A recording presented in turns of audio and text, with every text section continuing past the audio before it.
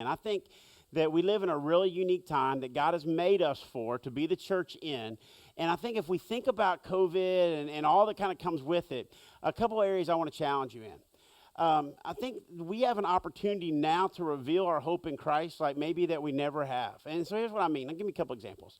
So if we say that we believe God is sovereign, that we believe God is in control, but then constantly what we say with our mouth is this fear of the world, the fear of the circumstances of our world, the fear of like the happenings that are going on around us, then what we're saying in the midst of uncertain times where we have a chance to show that our faith and trust is in God and who he is and what he's done, then we miss that. Well, because what shows instead is our anxiety and our fear rather than the hope that we have in the sovereign God that we serve.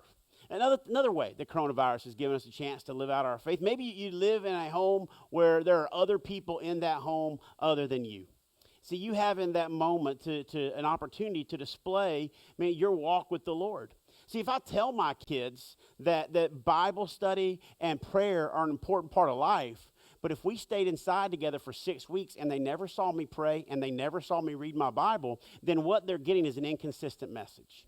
Is that what I'm saying is that this is good for you, but it's not important for me. So we got an opportunity to speak into our kids' lives and to those who are in our homes' lives in that way. And the same, I think, is true for corporate worship. If I were to say to my kids, hey, corporate worship matters, and I need to model that it matters. And when we're stuck at home and we can't go, I need to prioritize the gathering through online. And I know that's difficult, and I know that sometimes that's messy and hard, but we need to make it and prioritize that in our home. And when we are able to gather, we need to be here. And as we've said numerous times through this, we understand that where we are in the circumstances of our world make it very difficult for many of you to gather that are joining with us online.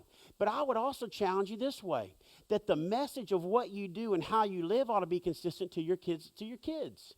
That you might be giving unintentionally a confusing message to your kids if your life looks like nothing else has been changed by coronavirus except for church attendance.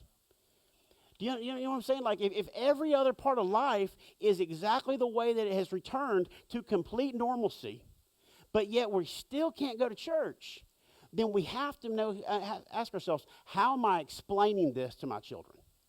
Because they are seeing that inconsistency in life. And I think they recognize those things. And I would encourage you to ask some of those questions and to prioritize the gathering of God's people. But again, recognizing that for some people that's not a possibility at this time. And so we get it, we understand it, and we hear it. But also on the flip side of that, maybe you're tuning in online and you haven't shown up back since we have come back because, man, you just say, you know what, it's just, if I'm going to have to wear a mask, then I'm not going. And so we would say, hey, no, like it's worth it. It's worth it to wear a mask for the opportunity to gather with the people of God. And so come join us. And you know what? Like we hate it. But it's the reality of where we are now. We're trying to that's a whole other conversation, but it's just something for us to consider. And I don't say that to be offensive, and I don't say any of those things for any other reason other than part of my role and part of Jason's role is your pastors. Think about that terminology. It's the desire to pastor you, to love, know, and follow Jesus, and to help you in that. And the pastoral, the loving thing that we can do is to say some of these things to you in hopes that it will help you and encourage you to follow Jesus.